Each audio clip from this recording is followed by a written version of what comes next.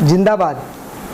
भूमिपुत्र एल्गार संघटनेच्या राज्याच्या, जिल्ह्याच्या, तालुक्याच्या आणि गावच्या सर्व पदाधिकाऱ्यांना माझी विनंती आहे की आपल्या संघटनेचे संस्थापक अध्यक्ष माननीय प्रमोद भाऊ पवार यांचा येत्या 14 जूनला वाढदिवस आहे।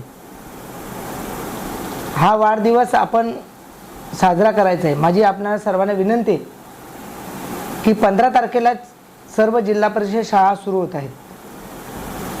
आपली संघटना आरोग्य, शिक्षण वेगवेगळ्या विषयांवर काम करते।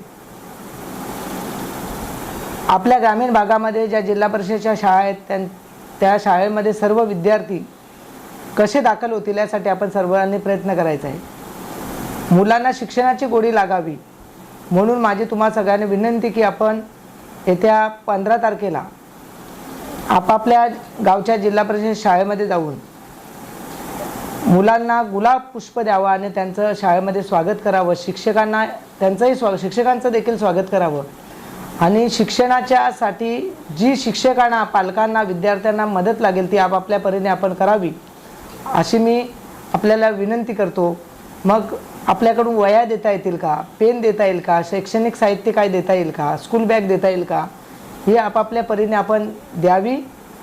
आपल्या गावपाड्यामध्ये आपल्याला मानणारे, प्रमोद भाऊंना मानणारे गावचे सरपंच असतील, ग्रामपंचायत अधिकारी असतील, तलाठी असतील, विविध शासकीय अधिकारी असतील किंवा लोकप्रतिनिधी असतील, यांना आपण जाऊन विनंती करावी। त्यांना आपले प्रमोद भाऊंच्या वाढदिवसानिमित्त कल्पना द्यावी आणि जी गरीब विद्यार्थी आहेत, जे निराधार विद्यार्थी आहेत किंवा ज्यांचे आईवडील अपंग आहेत, काही आजारी आहेत, मोठमोठे ज्यांना आजार झालेत, अशा विद्यार्थ्यांना आपण ही मदत त्यांच्यापर्यंत पोहोचवावी।